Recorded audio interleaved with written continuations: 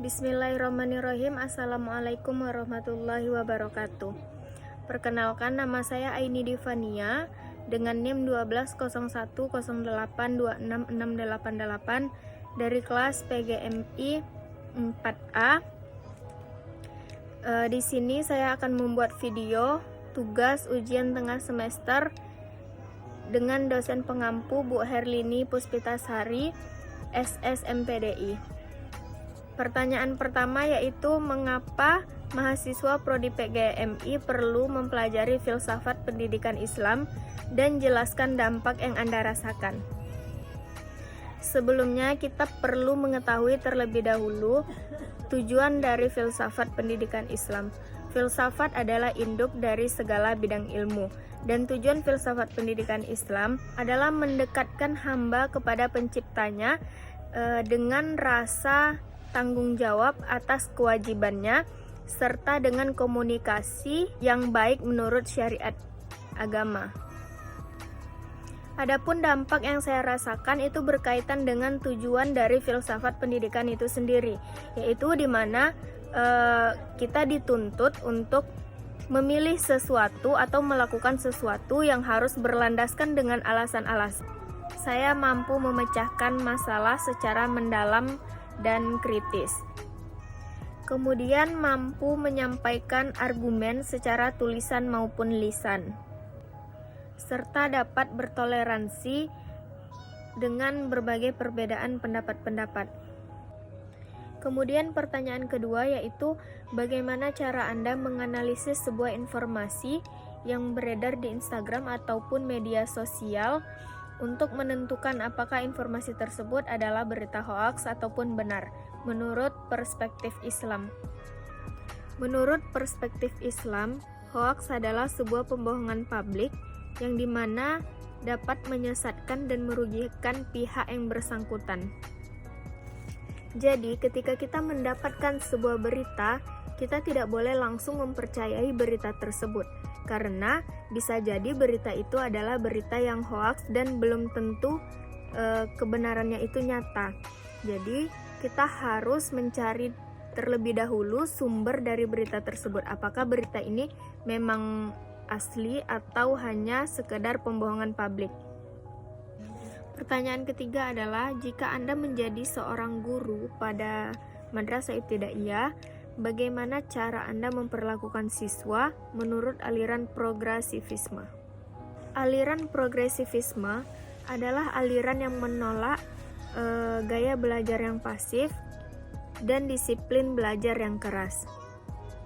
Jadi, jika saya menjadi seorang pendidik, misalnya seorang guru IPA di Madrasah Ibtidaiyah, saya akan memberikan metode pembelajaran yang tidak bersifat pasif, yaitu menjadikan siswa sebagai objek utama dalam pembelajaran, memberikan kuis-kuis dan menggunakan atau memfasilitasi teknologi dan menggunakan media pembelajaran yang menarik untuk meningkatkan semangat atau keaktifan pada anak. Kemudian saya akan memberikan metode pembelajaran yang menarik seperti metode pembelajaran dari audio atau audiovisual serta dengan menggunakan alat peraga. Misalnya dalam pembelajaran IPA, mengenal anggota tubuh, kita perlu menggunakan patung ataupun kerangka untuk buat pembelajaran tersebut lebih menarik. Jadi materi yang disampaikan oleh seorang guru tidak bersifat pasif. Pertanyaan keempat yaitu tentang filosofi hidup dan maknanya. Prinsip hidup saya adalah khairun nas anfa'uhum linnas. Sebaik-baiknya manusia adalah yang bermanfaat bagi manusia lainnya.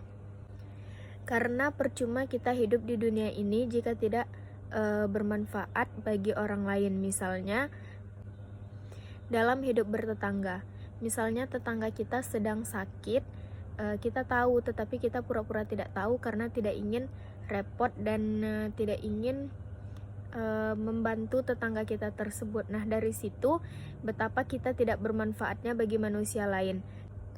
Karena kita juga tidak tahu suatu hari kita mendapatkan musibah dan di situ kita akan membutuhkan orang lain untuk membantu kita, terutama adalah tetangga kita sendiri. Jadi berbuat baiklah kepada orang lain sehingga kebaikan itu akan kembali kepada kita. Sebagaimana di dalam surat Ar-Rahman ayat 60, hal jazaul ihsani ilal ihsan, yang artinya tidak akan ada balasan kebaikan selain kebaikan itu pula. Soal yang kelima adalah sebutkan nasihat-nasihat untuk dirimu agar kamu menjadi harapan dari orang tuamu. Nasihat yang pertama untuk diri saya adalah saya harus bisa atau mampu menjaga diri saya dari pergaulan-pergaulan yang saat ini mungkin lebih banyak pergaulan bebas dan buruk, apalagi di dunia perkuliahan. Kemudian saya harus mampu menjaga kepercayaan orang tua saya yang telah diberikan kepada saya. Kemudian saya harus mampu memanfaatkan waktu dan kesempatan sebaik-baik mungkin untuk tidak mengecewakan orang tua saya atau membuang-buang waktu untuk hal-hal yang tidak berguna bagi masa depan saya. Karena jika saya dapat memanfaatkan waktu dan kesempatan dengan baik, insya Allah saya akan bisa meraih apa yang saya inginkan dan terwujudnya harapan dari orang tua saya. Mungkin sekian jawaban dari pertanyaan-pertanyaan ujian tengah semester Filsafat Pendidikan Islam. Mohon maaf atas segala kekurangan. Wabillahi taufiq wal hidayah. Wassalamualaikum warahmatullahi wabarakatuh.